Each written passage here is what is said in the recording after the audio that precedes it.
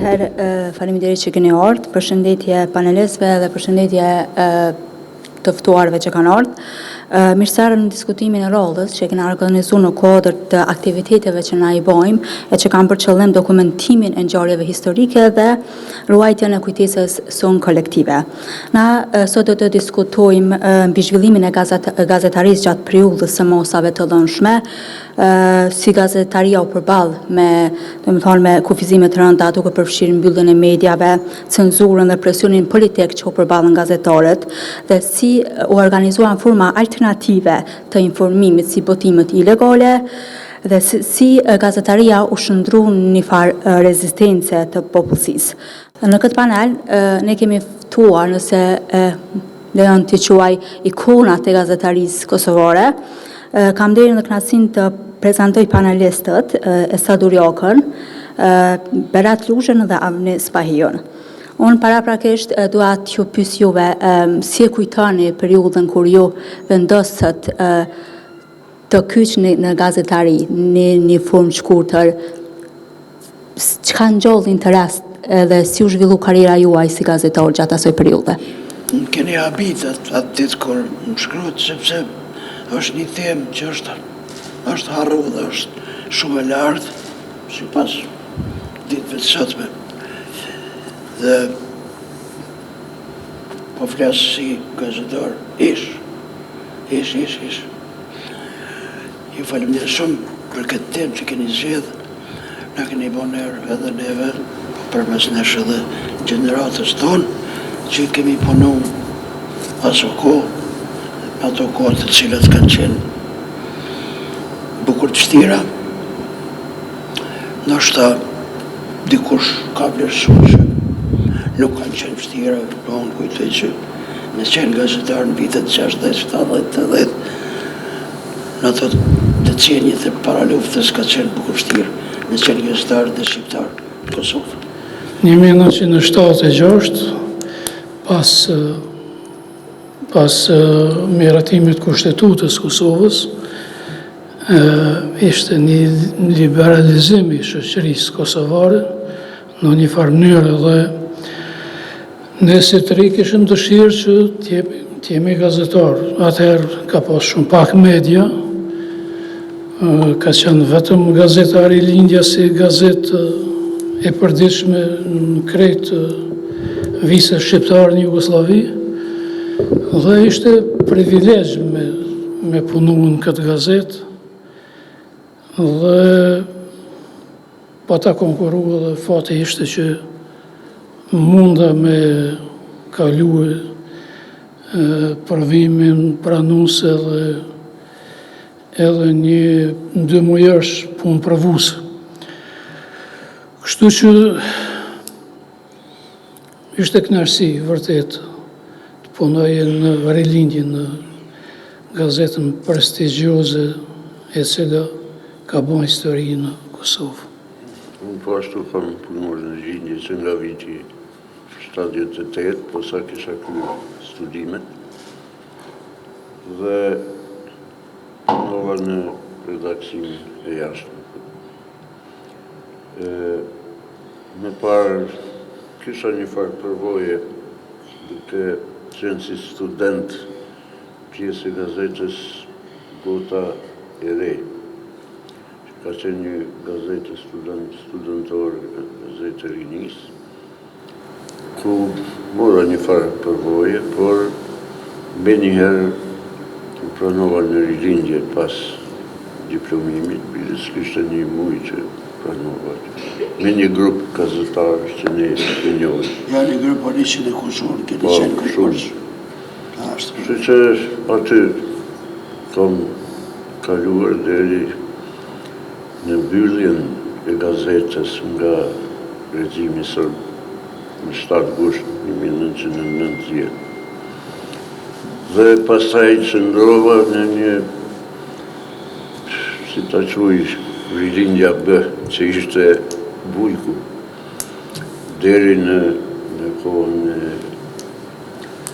e bombardimeve, kur fillon bombardimet.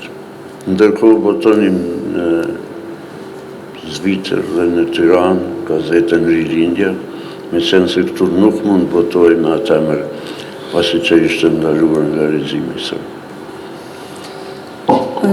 Masi e përmendat rilindjen, unë deshta me ju pyet si e kujtoni ju rilindjen në atë periudhë dhe çfarë ndikimi ka pas ajo në shoqëni si gazetë? Tash mos i kom edhe dy miqt me të cilët dikur na bashkaj puna dhe janë dy gjenerata të ndryshme, unë pak më i jashtëm. Edhe më kujtohet rilindja, kur kam ardhur, unë isha në zërin e rinis. Një barak që duke qenë poshtë, ishte dhe jeta re për parimi, pionjeri e tjera. Kom pas njerin, unë që djali ri me njoftë, bacën e sat me kulin. Dhe ta jara tipin e disa tjerë, për cilëve kemi mësu shumë qka për edhe për të kaluar, po edhe për gazetarin e për shkrimin. E di që bacasat me gojën e ti na kanë thonë, emnin Rilindja ja kemi nxit në Prizren, në kryeqytetin e atërshëm të pas luftës Prizren. Para do ditësh në radio-televizionin e Kosovës, një prej gazetarëve të vjetë të Rilindjes, një i gjeneratës sime, tha, emrin ja ka gjithë Dushan Mugosha. Tash po mje keq po duhet me thonë, jo pëse unë po du me u bo matrim, unë kam qenë punëtor. Por, do të gjanat mi qitë ashtu qysh kanë qenë. Dhe me thënë, emrin Rilindja, ja kanë gjithë e satë me kuli. Edhe është e vërtet, baca e satë, si që thishëm ne, tha, kemi pos edhe ndim sa, them kësi punëtori kulturës, si ministrë. Thët, në Malazes më ka thënë, mirë, këtë emrin le ta gëzoj, se unë e di çka do me thonë për ju shqiptarët Rilindja kombëtare. Dhe thëtë, nuk ka ardhë krejtë rasisht dhe duhet gjanat me shqipë në vendin e vetë. Rilindja e Satë Mikuli shqiptarët e Kosovës, dhe me thonë, kjo është kjo.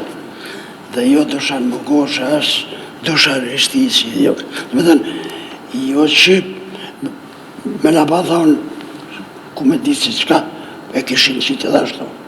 Por duhet me i thanë ashtu se si kanë qenë qana. Dhe thotë, Rilindja e Satë Mikuli në Prizren, mandaj kryeqyteti ka ardhur Prishtinë. Që ka që.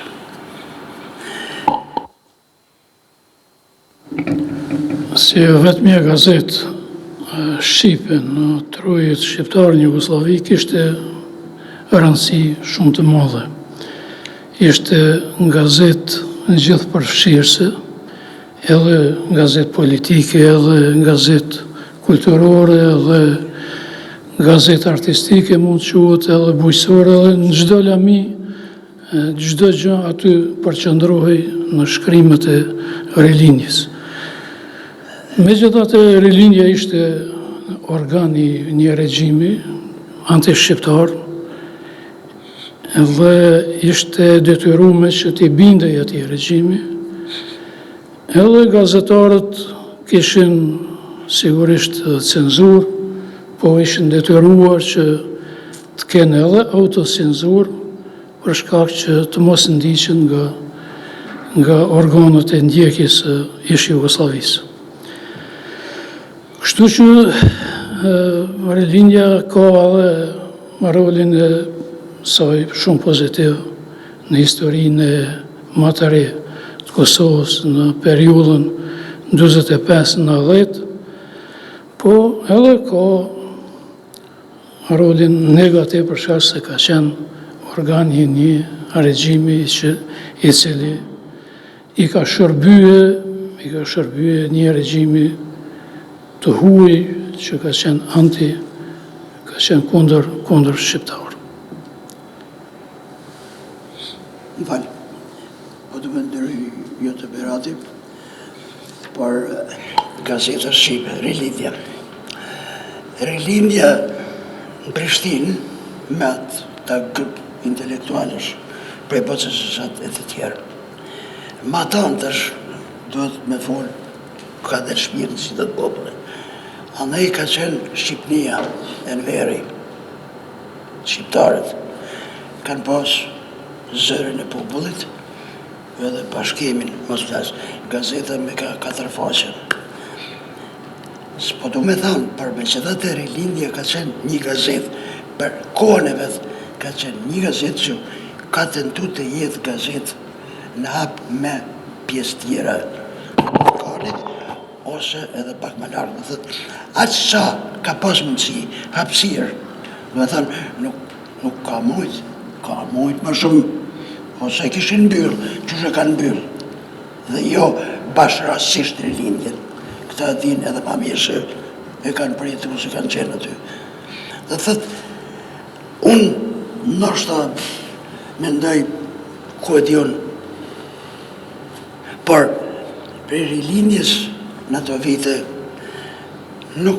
do të ishte shumë me kërku pëse s'ka punu ma shumë, pëse s'ka... E kom këtë, unë personalisht, Rilindja në qëto kushte, në qëto hapësirë, në Jugoslavin, kombëve komësive, Rilindja e ka pas bukur, vështirë, me bandi që ka ma shumë. Ka mujtë 1 ditë, 2 ditë, 3 ditë, dhe këshin bëllë, edhe këta shefat kush ka qëllu, e këshin që të jetë që ka dhe tjera. Dhe thëtë, duhet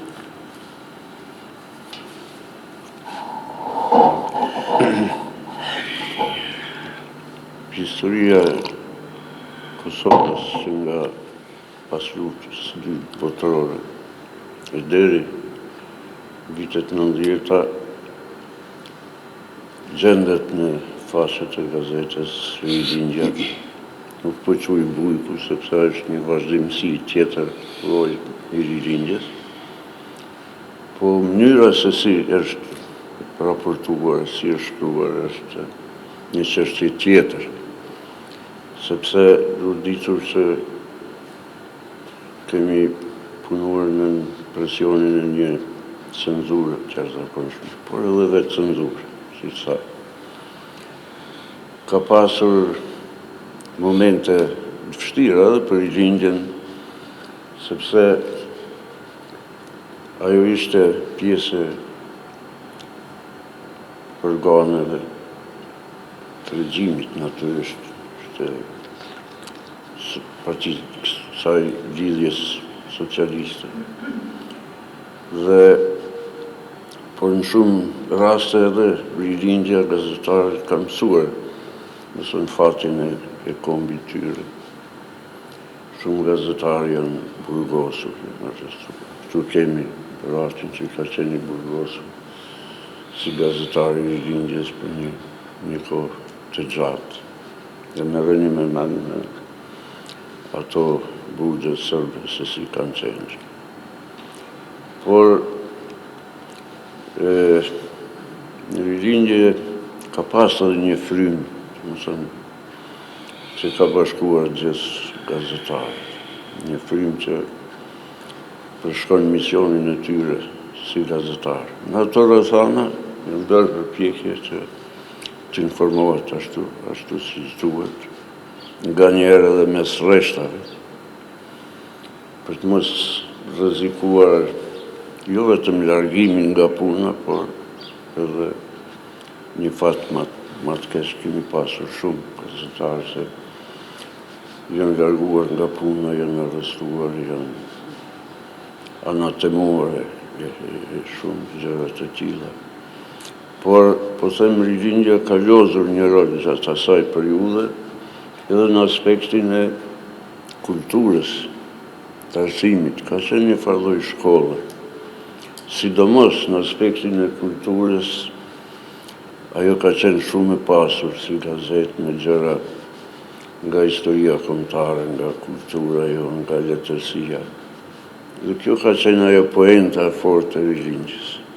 Jo vetëm informimi, sepse informimi ka qenë i kontrolluar në një farë mënyrë nga regjimi, nga cenzura, por edhe në aspektin e arsimimit.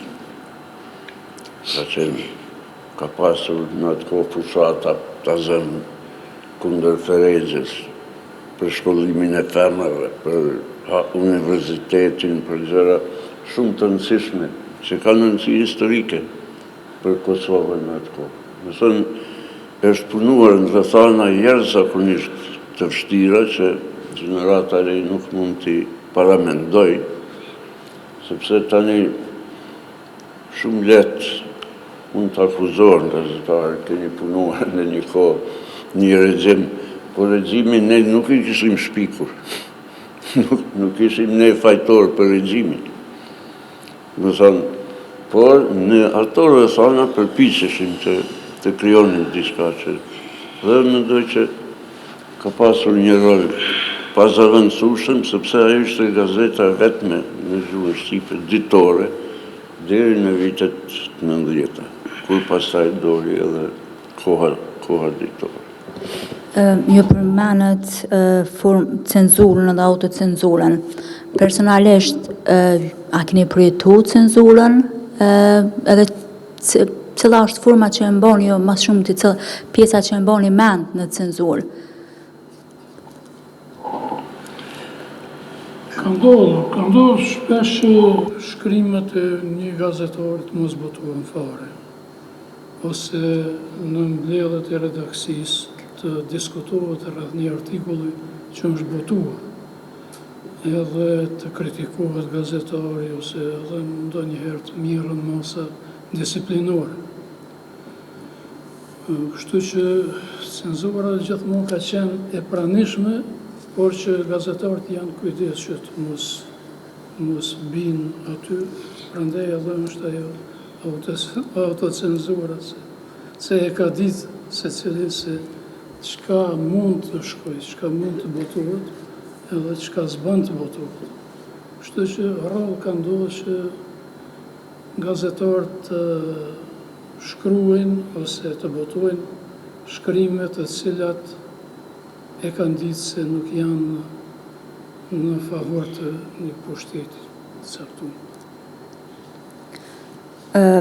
Po është për shembull për t'ju ikur cenzurës, edhe për mos se ju ma herët folët që nuk keni dashur edhe në njëjtën kohë me rreziku gazetarin, mu mbyll ose gazetarët, a keni bën botime që një farë forme kanë pos mesazh të drejtë për drejtë ose kanë ka plotësuesit mesazhin politik, një farë gjuhë të koduar që ndoshta lexuesit popullsia civile kanë kuptu, por nuk jo një farë forme tërtoraze keni paraqit atë problem qoftë politik që ka ndodhur në atë kohë. Kemi pas edhe njerëz të cilët kanë bashkëpunu edhe me UDB-n, kanë bashkëpunu edhe me një shtab, një komision krajinor për antipropagandë. Të Rilindjes kemi pas një ose dy qatë shtab. Shkrimet i ka bën një dorë, ka mujtë me qenë sërbë. Dhe është për këthy kumtesat, për ngjarjet ndryshme, politike, që e kanë të rëndit Kosovën dhe pak ma lërë. Dhe kemi pas, është shumë e vërtet. Dhe ato kumtesa i kemi prit që shtu dhe një natës dhe një qala. Shumë e vërtet. Dhe s'kemi pas na, si thët populli i Shqipet, s'kemi mujtë me ndru asnjë. Më kujtojnë demonstratat të Athenishit. Unë kam qenë në desk, së më kujtojnë tash kush aty. Kemi prit dhe i vonë, dhe i nga ka ardhur një version i fundit. Dhe sot e kësa dite nuk e di kush i ka dhonë atje dorën e fundit asaj kumtese për demonstratat e të Athenishit në mend studentëve atë mramje.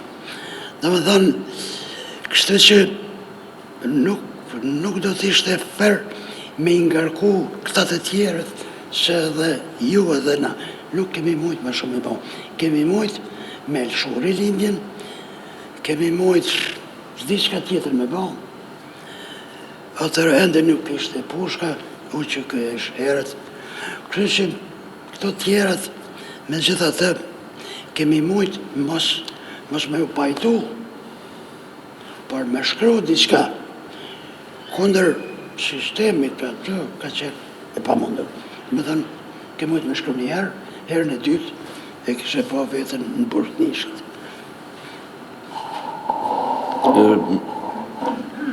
Me gjitha të, në thënë, çdo ngjarje madhe që ka ndodhur në Kosovë pasqyrohet në gazetën e Linjë. Natyrisht versionin zyrtar, por proceset i burgosurit politik janë pasqyruar në gazetë. Natyrisht nga një piknisje e politikës zyrtare, sepse ndryshe s'ka mundur të bëhet. Por ka pasur momente kur rilindja ka pasqyruar edhe gëzimin edhe ditët e mira për kombin shqiptar. Ta zëm rënja e Rankovicit, që ka qenë një djegësi një politike shfarose ndaj shqiptarëve. Rënja e tij hapi edhe gazetën. Me thënë dhe të gjitha krimet e asaj periudhe janë pasqyruar. Atëherë nuk më qenë rilindje, por indicia kur shkruhej nga gazetarët e rilindjes në për teren për çdo krim e presion që ishte bërë shqiptarëve në atë kohë. Ka pas momente po ashtu të mira me hapjen e universitetit, me kushtetutën e 74-ës, kur Kosova fiton një status të rëndësishëm në atë federat, dhe do thënë se në vitet, nga fundi viteve të 10-ta, kemi pasaj një frym shumë të ndryshe, një frym të re, që gazetarët përfundimisht të refuzuan cenzurën. Dhe ishin një farë mënyrë zëri i popullit të Kosovës, lëvizjes, u bë pjesë e rezistencës. Mund të quhet gazetaria e rezistencës në atë kohë. Dhe si pasojë, domethënë vitet, në gusht vitet 90, u mbyll gazeta. E është interesant se në atë presion lindi një gazetari e re, gazetari e lirë, që do të mund të quajë. Në ato rrethana. Dhe këtë e bëni me përpjekjet tona të gazetarëve, pa pranuar kontrollin e regjimit në fund. Dhe mendoj që periudha nga fundi viteve të 10-ta deri vitet 90-ta, nga fundi viteve të 90-ta është paraqet një kapitull të veçantë të gazetarisë Kosovës. Ju përmend protestat, më ju pyet, që kanë portretizuar atë kur rilindja protesta studentore të vitit 1980, pastaj vazhdoi me fjalimet e famshme të Miloševićit, që ishte një rritje në një farë forme të nacionalizmit që ishte drejtuar me këtë nacionalizëm kundër shqiptarëve, po edhe greva e minatorëve të Trepqës. A mujna me konsideru që kjo periudha nështë ka mujtë me ka një farë revoltimit gazetarëve të rilindjes a ka pos, që fillon me ndryshu standard të informimit që mos ju bin ma në atë kohë sistemi që shka funksionu. Nga viti 1981, pas demonstratave të studentëve dhe të popullit Kosovës, është shtue presionin mbi gazetat, sidomos mbi rilindjen, po edhe mbi televizionin. Edhe në këtë mënyrë është ka shkuar gjithë një makesh cenzura, deri në vitin 90, kur po e përmend Avniu se atëherë u ndryshua dhe sistemi politik dhe u bën një pluripartizëm, një formimi partive, një demokrasi, një erë fryni demokratike edhe në Kosovë, sa do pak edhe u hoqë cenzura. Po deri atëherë edhe për ngjarjet e 81-shës, edhe për grevat e minatorëve, edhe protestat masovike që kanë qenë në 1988, 89, 90, kanë qenë shumë masovike në Kosovë. Ka pas cenzurë jashtëzakonisht, edhe është dashur me ju përshtat. Për shembull, grupet që janë dënuar, grupet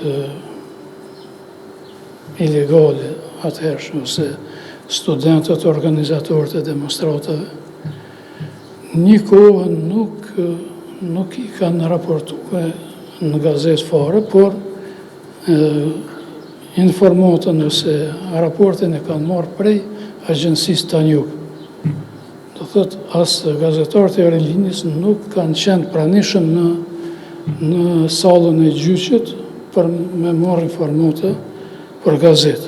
Ma vonë tani u liruan që edhe gazetarët e Aerolinjës, por gjithmonë ishin detyruar që të bëjnë autocenzurë, sidomos, po edhe cenzurë.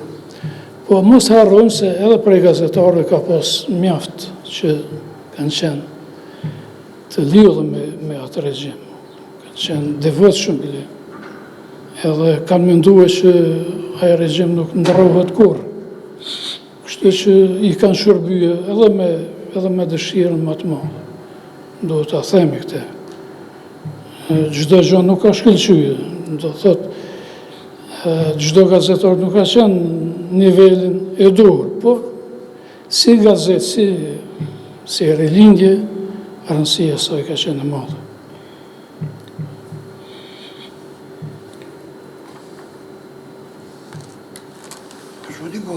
Po pajtona me Beratin, sepse këj takon një gjeneratës më të re që ishin ma të freskët, ishit ma të rima, ishit me ide pak ma. Na i kem takon një gjeneratës ku mas jem marrë me humore satirë një farbakti. Neve në këshin reklësh. Dhe me thënë, ishim ma të cana, shumë shqipishke. Por,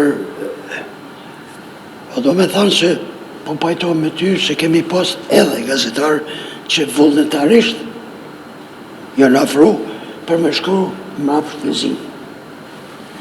Por kemi pas edhe gazetarë të cilët ka rreziku se në atë kohë, po flasë për 70-80, ka qenë vetë vrasje me shku drejt me një tem e me imshu Beogradit. Kjo le të bim tokë. Në kem pas një faqe, tash du me përmenda amna, më ka metë në kujtes Maksut Shehu, edhe ai komunist ka qenë si une, LKJ.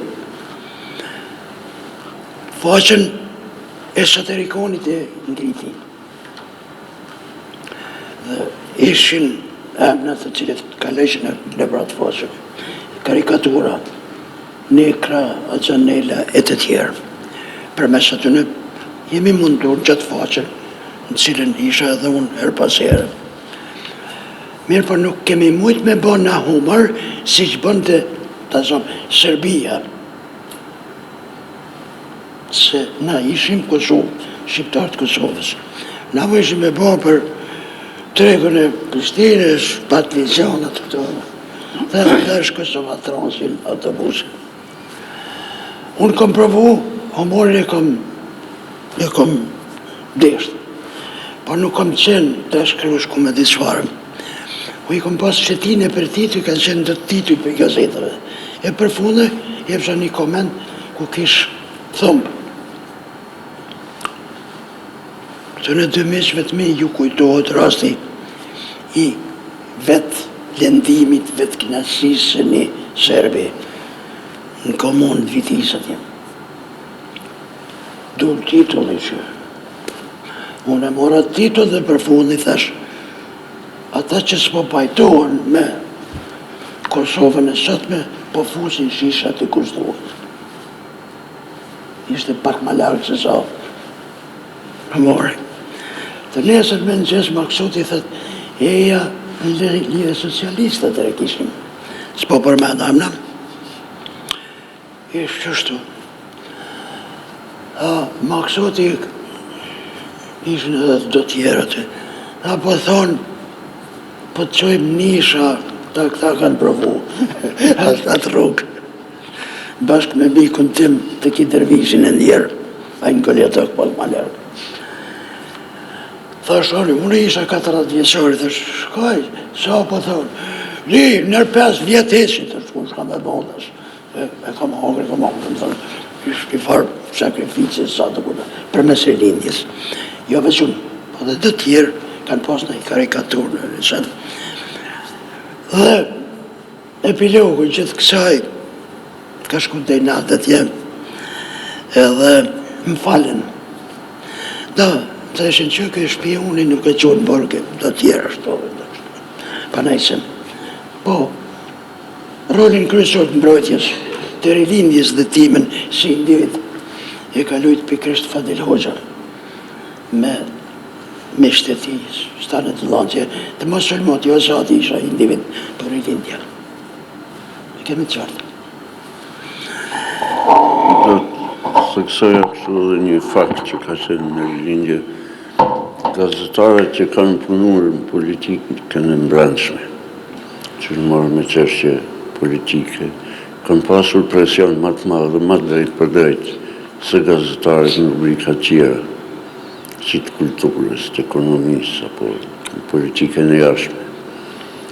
Në vetë kom punuar në politikën e jashtme, redaksinë e politikës jashtme me Jusuf Buxhovin, Nahat Islamin, Bina Kelmendin, dhe do tjerë.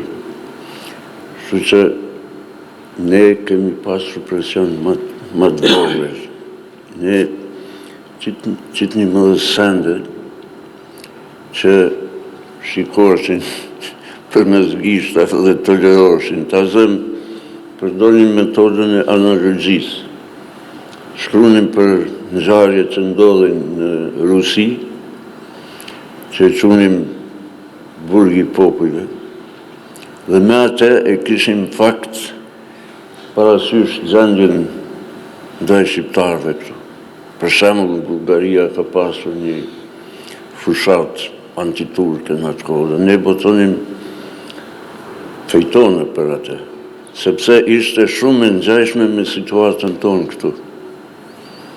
Pastaj çdo të gjilë botonim 2 faqe të gazetës nga shtypi huaj. Dhe kjo ishte një lloj dritare, për ku shijonim sa do pak atë që krijojnë botë. Dhe përzgjedhnim ata artikuj që në fakt i përshtatë interesit tonë kombëtar. Për shembull, merrnim gazetat amerikane në një temë shumë të rëndësishme politike dhe botonim. Për herë të parë botonim në ato faqe dhe nga shtypi shqiptar, nga Shqipëria. Natyrisht jo politike, por ishin afirmative për Shqipërinë atë kohë. Dhe kjo ishte një farë lloj rreziku, si të them, por si redaksi e jashtme kemi pasur edhe korespondentet jashtë në përbot. Dhe kjo ka qenë një shembull, më thonë, sepse nuk mund të përjashtoheshin shqiptarët prej praktikave të ndryshme që ndodhin në vende të tjera në Jugosllavi. Përkundër dëshirës së regjimit, të gjitha gazetat e ashtu quajtura të republikave tjera kishin korespondentet e vetë në përbot. Dhe pas vitit 74, me një farë lirie relative, sa shuj kështu kushtimisht, edhe rilindja e mbroi korespondentet e vetë në përbot, që njoftonin të zënë Nahat Islamin nga Siria, nga lindja Afrikë, Jusuf Buxhovi nga Gjermania, Maksuti edhe unë pastaj nga Shtetet Bashkuara të Amerikës, dhe kishim edhe korespondent vendor që raportonin nga vendet ku jetonin atje. Dhe kjo ishte një përpjekje për të hapur gazetën. Por po them, presioni më i madh është bërë në gazetarët e brendshëm, gazetarët e politikës së brendshme. Dhe ata ishin detyruar të përdornin çdo metodë mundshme për të sjellë sa ishte mundur në atë kohë një informacion sakt, një informacion për lidhur me atë që po ndodhte. Nëse lexojmë sot, ne shohim që mund këtë vrejtje natyrisht që do duket të pa kuptim, por ky ka qenë një realitet në atë kohë. Ju thatë që keni qenë korespondent, që është përtretizu në atë kohë në mediat prestigjusje Jugoslavia, si është paraqit më sistemi gjithë Jugoslavia, nëse flasme për shembull këtë periudhën e 80-tave kur dhe fillojnë problemet, mu paraqit problemet politike në ish Jugosllavi. Po, nëse ne si korespondent raportonim nga ato vende ku ishim, ka që më në raportoja nga Kombet e Bashkuara kryesisht. Dhe nuk përziheshim shumë çështjet politike që kishin bënin me Kosovën e në atë kohë, sepse do shta dhe ishte një farloj mençurie, sepse po ta thoje të vërtetën, do ta pësoje.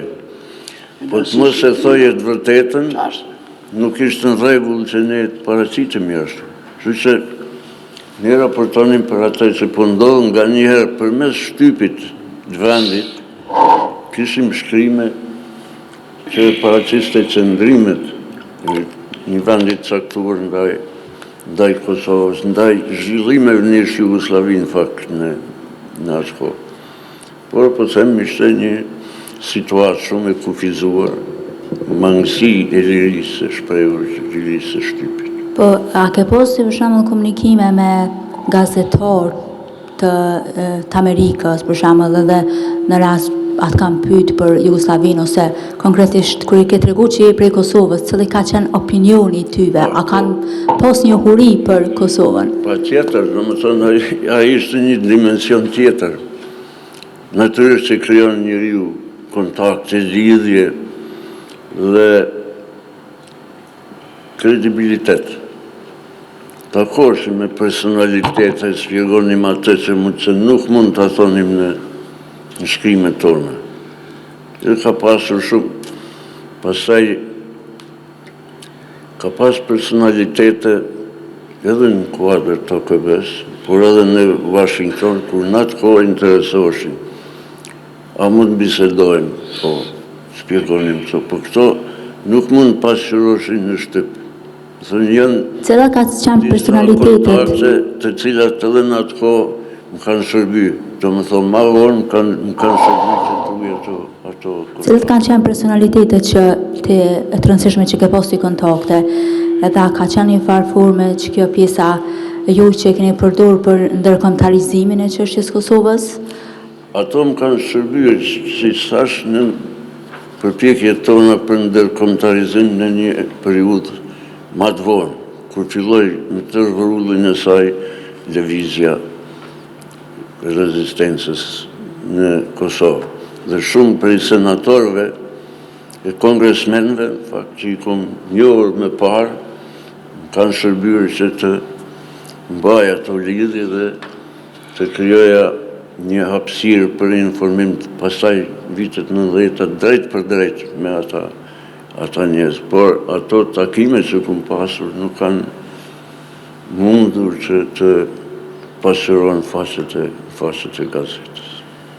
Dhe ishte për me shtu kësaj bisede pak edhe një segment se po harroj mitet dhe të pak problem. Po bisedojmë për shtypin e shkruar Shqip në Kosovë. Ndashta i mbesim bërsh gazetarisë pjesës tjetër, radio televizive. në herë tjetër, sepse edhe këta dy miqtë e mirë, përse edhe jo, në rilindje kemi mujt me bisedu nër veti, jo bashkë gjithë, po 2, 3, 5 kemi mujt me pas një qëndrim, një mendim, me diçka, me në këtë konfort, kemi mujt edhe dialog në koridora, në zyra, pak ma trap. Në jetët e informimit, radio, televizion kanë qenë shqiptar, serb, turs, etc. Kanë pas shumë vështirë. Kjo është një. E dyta, shtypin Kosovë, Shqip, dhe shtypi Shqip në Tiranë ka ndalu. Besoj, të shumë të me e dinë, si edhe familë. Dhe thëtë, me gjitha dhe shtypi Shqip në Kosovë ka qenë maj avansun, dukshëm. Ka asun me përmen edhe zërën e popullit, edhe bashkimin. Shtypit Tirana dhe shtypit Kosovë. Po, shiko, shtypi Tiranës ka qenë shtyp kryesisht partijak. Qa ka thënë Gjaxhi Enver, edhe pik, aty nuk e mujt me dal me bon fiskulturna. Pik, fatkesisht edhe sot mendoj që ajo frym prej një skaj tjetër.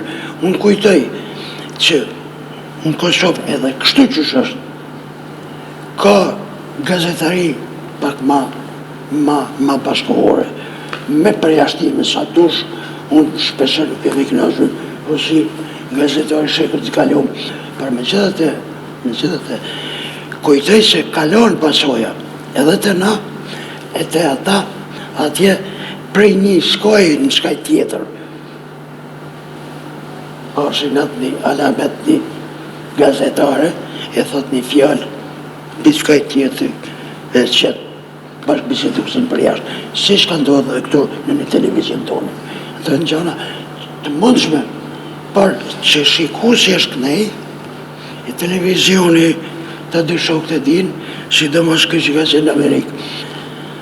Kur është zbulu në Amerikë 1873, e karoni, ka buj, dhe njështë e mesën për tej Atlantikut, e kanë zbulu pikën e kuqat, susën e ndalë krejtë, dhe i këthejet, shikusin këthejet, fëmijëve halëve të vetë, në ju qënë tjetën dhe, ti je për shikusin, jo shikusin për ty, ndrojë programë. Në vitet Muhim edhe në këtë temë një herë tjetër.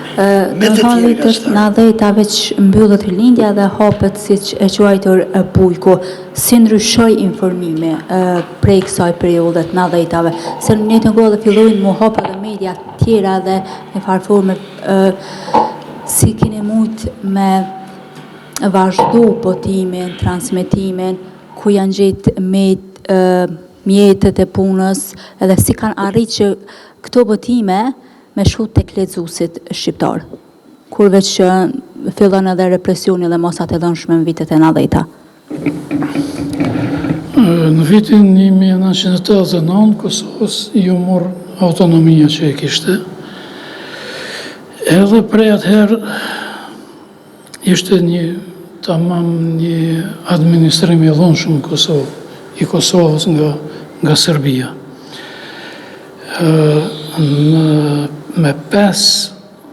Me dy korrik u shpall deklarata kushtetuese në 1990, do të thotë, dhe me 3 ditë më mbrapa u mbyll rilindja. Rilindja u mbyll, po nuk u ndërprej puna e gazetarëve, e gazetës në përgjithësi. Gazeta filloi me bashkëpunue ose me marrë përsipër që në lajmet, informatat e gjitha ti paraqes opinione përmes gazetave tjera javore, që ishin periodike, sikur ishte Shkëndia, ishte Fjala, Shkëndia ishte për arsim, Fjala ishte për letërsi, kulturë. Dhe pak ma vonë erdhë deri te ndërrimi i emni të Rilindjes, u morë emni i Bujku. Bujku nuk botohej atëherë, ishte një revist për bujqësi, për fshatë dhe bujqësi, nuk botohej, por ishte e regjistruar në administratën e atëhershme dhe u morë tash që vetëm emni, kurse redaksia ishte krejt e Rilindjes, por vetëm emni ishte i Bujkut. Dhe në këtë mënyrë filloi që të delë gazeta Rilindja, por me emër Bujk. Do të thotë ishte e njëjta gazetë, por vetëm emrin. Saksisht Bujku, a ishte forma më e lehtë për me operoni media, apo cila ka qenë qëllimi që bashkë tematika e bujqësisë? Qëllimi ishte që të shfrytëzohet se ajo ishte e regjistruar. Edhe ishte e ndërpreme, nuk ka dalë për një kohë gjatë, edhe është marrë ajo si emën, vetëm si emën, edhe masanej nuk e kanë ndaluar pushteti serb këtë gazetë. Avniu mundet me shpjegoj.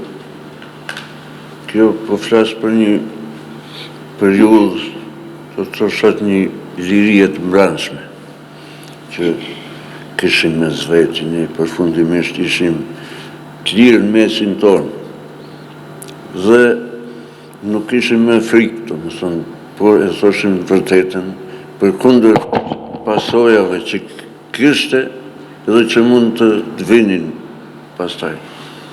Por Bujku, më thënë, ka qenë njësoj si Rilindja, në presion të njëjtë. Nuk ka pas ndonjë ndryshim.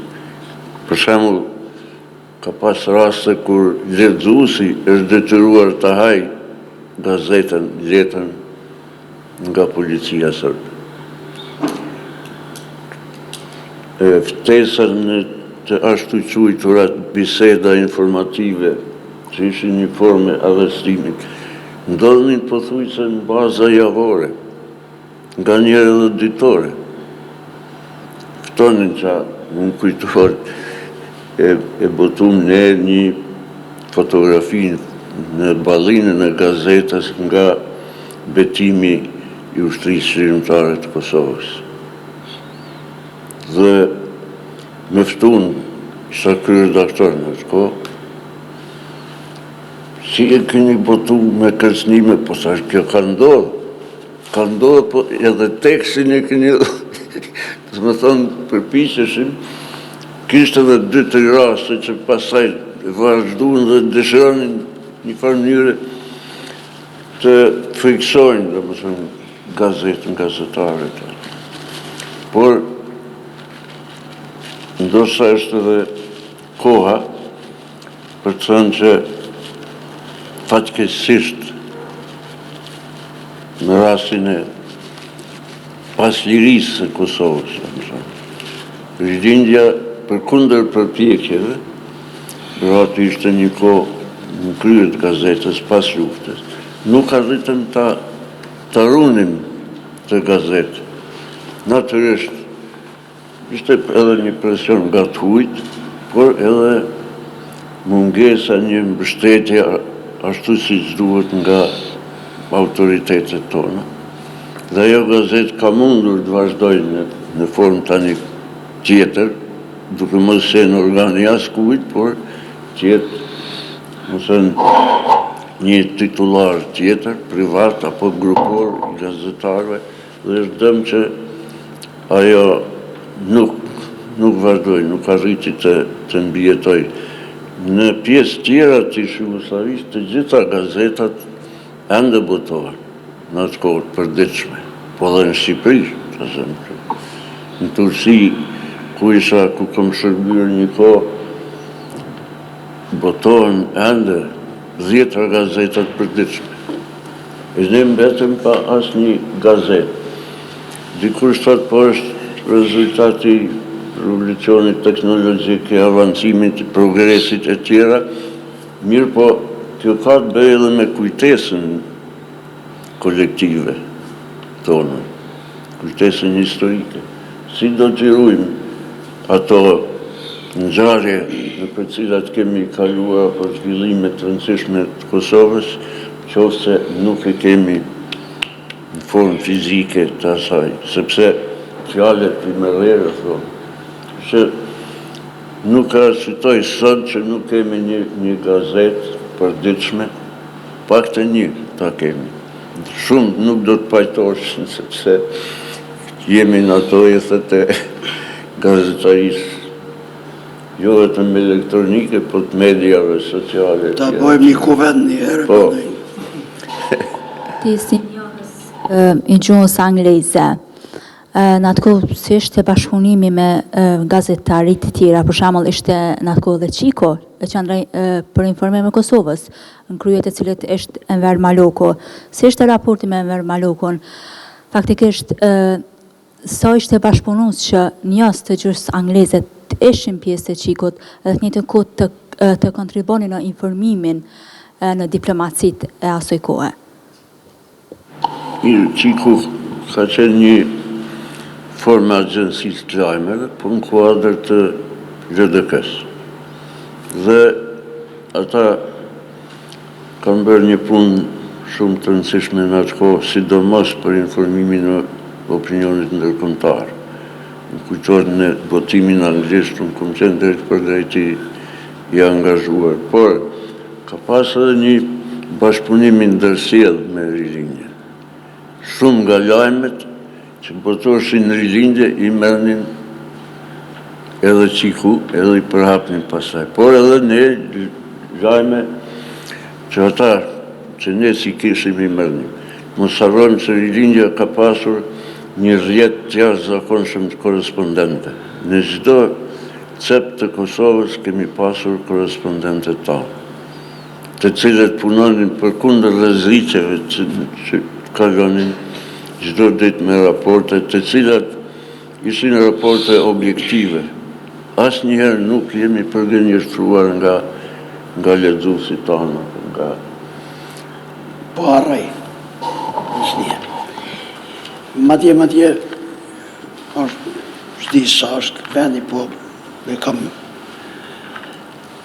në atë kohë, po flasë, pa u nisë luftën, 3 gazetarë që mbaj men edhe miqtë një besoj e din, kanë thënë jetën para luftës. Për Enver Malokut, në kodër djelit, përballë me banesat tona, tjetë, Pekim Kastratja nej dhe Shefke Popova në ushtrim. Dhe me thënë, dhëtë me i kujtu edhe këto sene, sepse... Afrim Maliq. Afrim Maliq. Falë. Qa ashtë është. Tash po kthehemi në periudha e luftës. Se më falë, po dalim të e tema për cilën më ke thonë. Dhe me thënë, në mjetët e informimit gjatë periudhës luftës, gjatë luftës, pas luftës. Më thënë, a ka qenë shtypi ku ishte. Qysh u paraqet masakra ndaj familjes Jashari, si e pretën mediat ose si arretët, a keni mund me dëpërtu mrenda të paktën me marrë informacion ose me po gjenë se realisht që ndodhi në Drenis në mars vitit 1998? Unë kom qenë në të kokë kërë redaktori i Bujkët, pikërisht në qatë kërë ndonin masakrat në për krejtë Kosovë. Dhe ne ishim të pare që dërguam ekipin në vend, në përkas. Për kundër faktit që kishim edhe korespondentet, kemi pasur Sabit Qisov, në cili raportante për çdo gjë, por dërguam edhe ekipin. Fotografit që ka sjell fotoreporteri ynë, Gjilas Bashën në shko, kanë qenë fotografit të para, që kanë dëpërtur në botë. Mu më kujtohet në orën 1 natës, i telefonova që i shefit zyres amerikane. Tash i kemi fotografit. Ka ardhë natën urgjent në zyrën time, e ja kemi qitë fotografit edhe ato janë marrë, janë tërguar që ku du. Kom dëgju se Holbruku në bisedë me Miloševićin i ka pas fotografit e rilinjes. Por, mësën, në atë kohë, si thash, i kryuam atë lirinë tonë të brendshme dhe raportonin mënyrën sa më objektive pa asë një frikë për ato që ndodhë. Mësën, nëse sot hapët gazeta e asaj periudhe, fillimit masakrave, qire, do të shihni vetë se çfarë punë është bërë në atë kohë. Por, ne kishim vetë besim edhe guxim, ne më poshtëm frikën në atë kohë. Mësën, ishim pjesë e popullit tonë, ndalim fatin me te dhe kryni misionin që është unik ndoshta për masa botërore. Këto pak edhe për gazetat tjera, pa të më thonë, Kosovasët, unë me kolegun tim të ndjerë dhe të dërshëm Ibrahim Recepin, ishim në gazetën Kosovasët, gazetë e një privatistit. Por që në prapavi kishim një mbikëqyrje mjaft miqësore, vëllazërore me shtabin e Llapit, sepse pronari ishte i asajane. Dhe nuk e kemi pas, në zyrë kanë mujtë me na marë në zonë nudve. Po gazetarët, kur i kam përcjellë, kisha një mosh pak ma, kisha 2 fëmijë, njërin Björn, në Elektro me Albin Kurtin. Kur i kam përcjellë me ato kjerë vjetra, Reçaku për shembull, për mu mbetet sot e kësaj dite, në kujtes me Ibrahim Recepin e ndjerë, qysh e kemi prit ekipin dhe i Reçakun. Një vajzë, në moshës dhe një fotoreporter. Dhe Reçaku ishte një që dridhi këtu deri në Amerikë. Dhe të tjera kësi terene, i kem përcjellë vishim s'ka të të ndodhë me ata njerëz. Dhe më thënë, ka qenë kohë e vështirë të shkoj, të mirrej, të bërtoj dhe të bihej lajmi. Po flasë në ato kohë të në prag luftës. Për luftën, mos flasë, sepse atë vështirë që ka Isha me ndodhë. pyet zotri Lusha, ju keni qenë, ju jeni bashku UÇK-s dhe keni qenë në pjesë drejtor, nëse s'gaboj, e kam drejtën, pjesë e shtafit të informimit të Ushtrisë Qendrore të Kosovës. Si arritët t'i hapni në kohë të vështirë, i hapit 2 media, Radio Kosova e Lirë dhe të njëjtën kohë Agjencia Kosova Press. Si funksionante kur rrjetet, kur infrastruktura veç ishte shkatrume, madje ju kishte edhe faqet e internetit. UÇK-ja kishte krijuar një edhe pas veprimtarive tjera, kishte dëshirë që ta zhvillon edhe anën e informimit të vetë UÇK-s. Fillimisht ka tentuar ta bëjë një gazetë atje. Edhe është sjell një shtypshkronjë, nuk e di prej ka, po ka ardhur në një fshat Drenisës, në Qiqavic. Edhe është vendos shtypshkronja me gjitha, është prit veç edhe një ekspert vjen nga Prishtina që ta vej në funksion, në punë. Eksperti u vonua, ndërkohë ndodhi ofenziva serbe, edhe fshihu çdo gjë që gjeti përpara, edhe ndështoi. Asaj eksperti më nuk erdhi dhe ndështoi puna e gazetës. Ma vonë, diku një muaj ma vonë, erdhi një informatë se është një radio në rrugë sipër për me ardhë në malet e Berishës. Ajo radio ka zgjatë me muaj derisa ka ardhur prej Kumanovës. Ka qenë një radio Kumanova para lufte atje ka funksionu, po ndërkohë është mbyll, edhe aparatura e saj është sjell në Malle Drenisë. Ma thonë prej shtabit që duhet përgatitemi sa më shpejt që ta vëmë në funksion atë radio. Erdhe radio, u therrën prej Prishtinës disa persone që ndishin me manipulue me aparaturën e radios, edhe atëherë bon përgatitje, i therrëm disa njerëz si gazetar, disa si manipulues të teknikës, spikerat, gjithë ato i përgatitëm.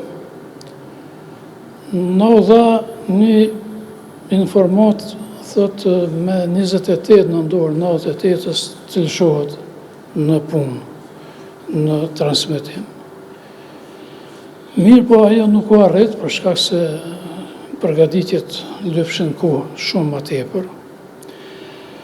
Ndërkohë ne fillum që bashkë me radion ta përgatisim edhe një agjensi të lajmeve atje. Për shkak se u krijuar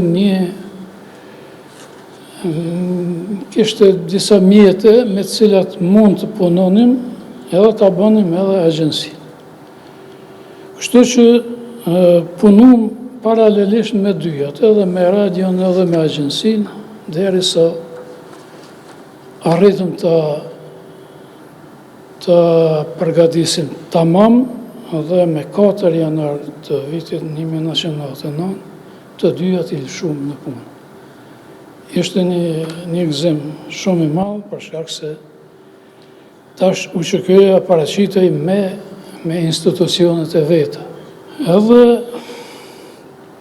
gëzimi i madh i papërshkrueshëm, ushtarët kishin sigurue këso tranzistorët vegjël, edhe në orën 4 të pasditës ishin lajmet e radios Kosova Lier gjithë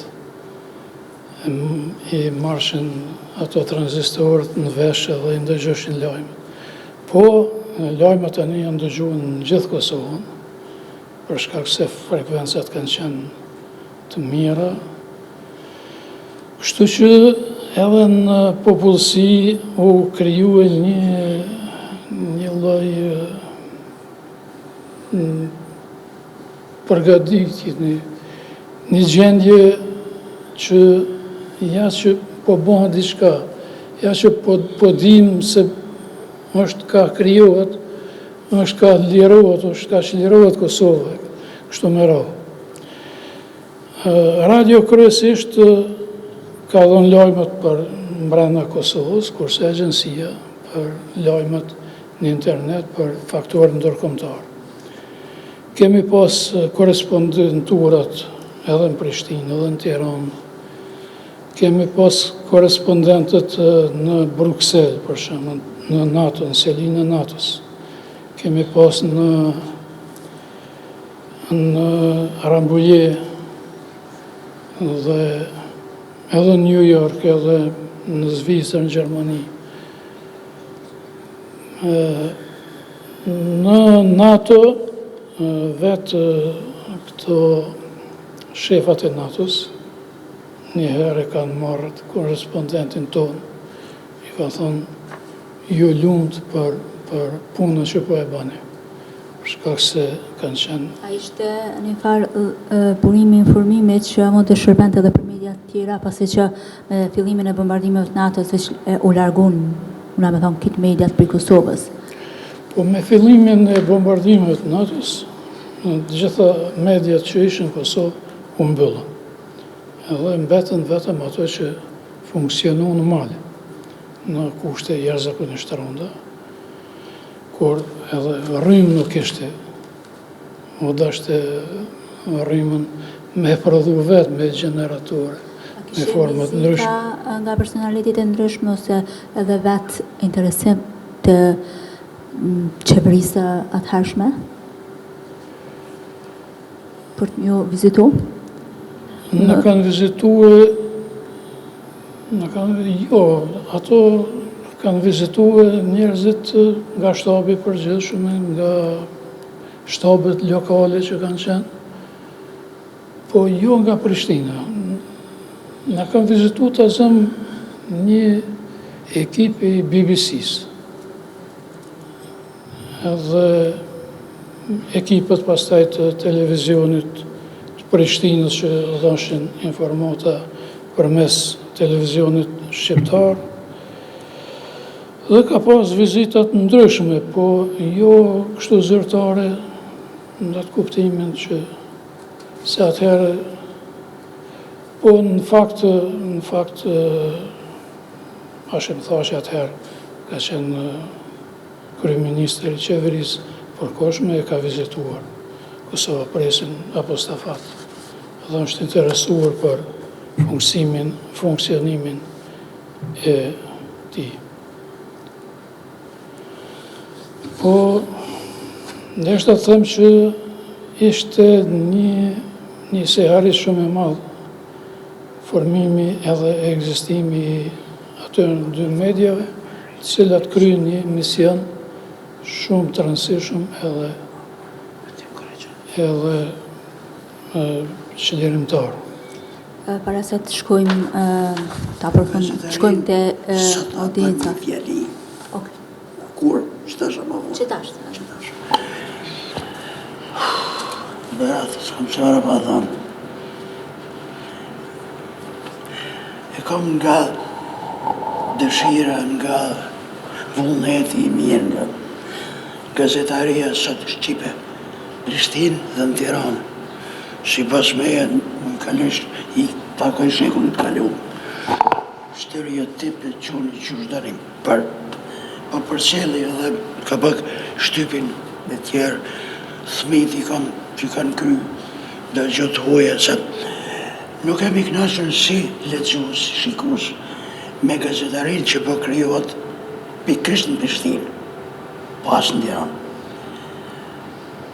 E pyta Övniun se majnë men, po sigur se edhe Beratin, jemi pajtu, po kemi në betë.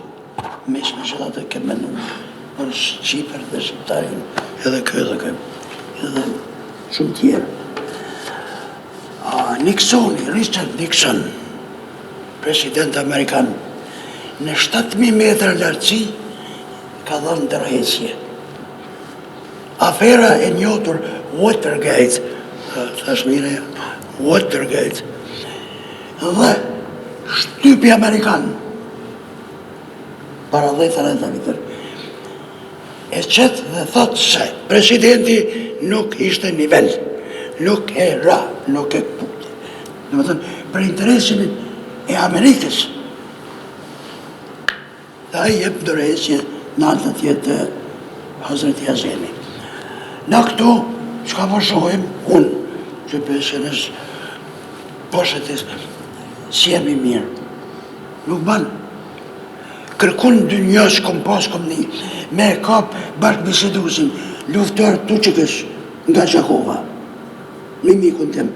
Prej studios e se tjashtë, se su pajtu me një bashkë bisedus tjetër. Ku jemi? Banë me dhe një paus. Televizionet botore.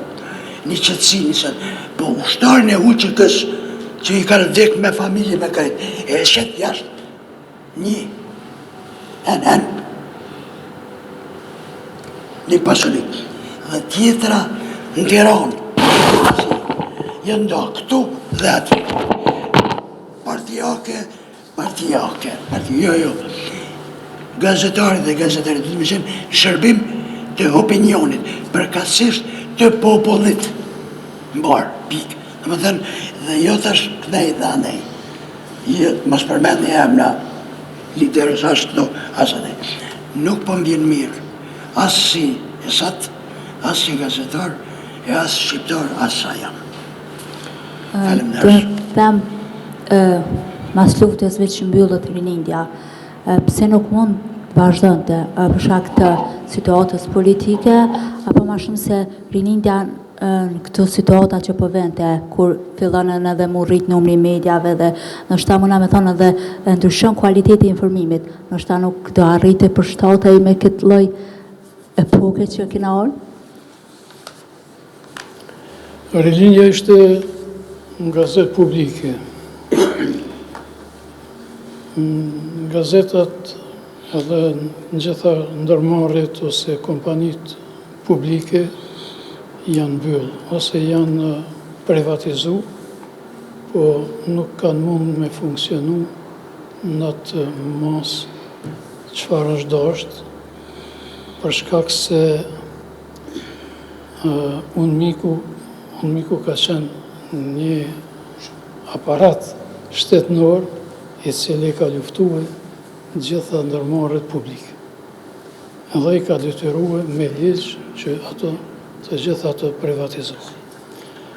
Rilindja ka pas vëra 200 punëtore më tepër, nuk ka pas mundësi me i rezistu kohës, për shkak se nuk është përkrah nga askush, as nga shteti, as nga asnjë instancë tjetër. Dhe me forcat e veta nuk ka mund të funksionoj. Unë e kam udhëheq dikun një vit e gjysmë mas lufte, në momentin kur nuk kam mund të jap rrogat plota punëtorëve, kam dhënë ndërheq. Dhe ka ardhur krye redaktori tjetër, edhe ai ka dhënë ndërheqje, ka ardhur tjetri, edhe kështu me radhë. Rilindjen e kanë detyruar edhe prej pallatit shtypit me shpërngull. Është dashur me shku me një banesë private diku më vendos. Do thotë aq shumë e kanë luftuar sa që nuk kanë dashur me ndëgju për te. Okej, na veç para se me përfundu, dishta me ditë nëse publiku ka ndonjë pyetje për gazetarët? Gazeta, a ka ndonjë shpresë ose ndonjë shans se si mund ta rikthejmë ne të paktën gjeneratat e reja rilindjen, sepse edhe shohim tash na edhe jemi duke i mësu gabimet që po i bojnë vazhdimisht nëpër gazetat që janë digjitale, elektronike sot. Si do të ishte forma e duhur që ne mund të kontribuojmë paktën gjeneratat e reja ta rikthejmë? Më kujtohet ne edhe kur mbyll gazeta e fundit në Kosovë, lexova në njëri në Facebook, shkruante vendi i parë në botë pa gazetë. Ai shkruante nga gëzimi. Unë ja ktheva, zakonisht nuk merrem atë punë, po ja ktheva tash ka mbet, ti mbyllim edhe libra, ti ndalojmë edhe librat edhe jem. Ajo në zemru më tha që s'ka po. Më thonë, nuk ka mundësi me që të bërë. Një biznismen i njëri i Kosovës kishte kërkuar para një kohë që t'i bëja një mini projekt për të vazhduar me botimin e zërit, po si gazetë ditore. Por nuk pati asnjë efekt. Ja dorëzova dhe s'ndëgjova prej tij. Nuk. Tash që ka kemi janë dy gazeta të kulturës që botohen në Tiranë, vinë këtu, por s'kemi asnjë gazetë tonë. Revista, janë disa revista kulturës, por jo gazetë klasike ditore. Shteti sot nuk financon gazetat. Prandaj, si gazetë që ka qenë publike nuk mund të ndalë. Nëse e merr dikush privatisht me nxjerr me emën rilindja, po ajo më nuk do të ishte rilindje, për shkak se do të ishte një gazetë private. Po jo mund t'ja lënë emrin vetëm. Ama nuk është më ajo rilindja që ka qenë. Kështu që masi nuk ka shtetin interesim, ose nuk donë shteti me pas gazet, nuk mundet në asnjë mënyrë më u përtrinj kjo gazet. Veç pak, po lidhe me mikun tim, Shteti nuk muan gazet. me Beratin, me mikun tim nga Rilindja. Po ta pyt, qka në qëtë tim? Jo, po, jo, u përmend kanë qenë, s'kanë qenë, mos përmend me rrët. Havo, pi, pam, pam, pam. Dhe, sish që është, në fund, doli sësish, se unë kam pritë se Rilindja të jetë në internet, një faqet pakëtën, 2, 3, 4, ma shumë. Sepse kam pytë më nejnë përmes mjetëve tjera të informimit. Prej Shkupit, që e kem këshin, në Makedonin e kanë gazetat shtetërore, si që ishte dhe Rilindja e shtetit Kosovës, e deri të Delo, Ljubljan, Oslo Pëlqenje, e tjera, mos të i përmen. E kanë në internet nga 4 faqe, ditore. Këtu kam pyt, dul prej të derës së Blanës mbrana me, një bashkëpunëtor në formë me batje di që shka nga Shqipëria, theksin, ta po tha së shpeti, të ishë mund që 2 vjetë, do të nxjerrim në internet, së është kërkom. Dhe më thënë, nuk kemi pas vullnet, na me umledh me bo demonstrat nuk pom, edhe shtetin tonë kem, shteti që ku është kërshëmash. Do një pyetje për publikut?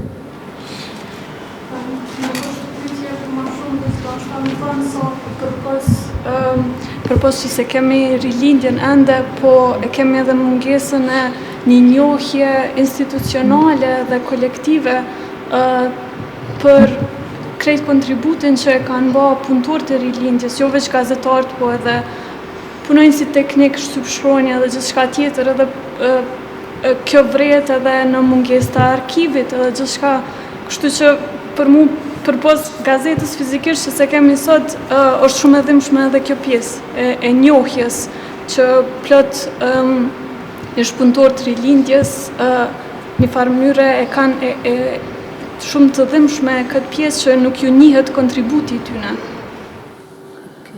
Nëse nuk ka pyetje tjetër, unë me ka që kisha mbyll dhe kisha dashur më falenderoj panelistëve, gazetarëve sinqerisht për pjesëmarrjen edhe publikut gjithashtu për interesimin. Unë ju ftoj që të bëni pjesë e aktiviteteve tona, të njëjtën kohë ta vizitoni muzeun. Me kaq e mbylli diskutimi. Faleminderit.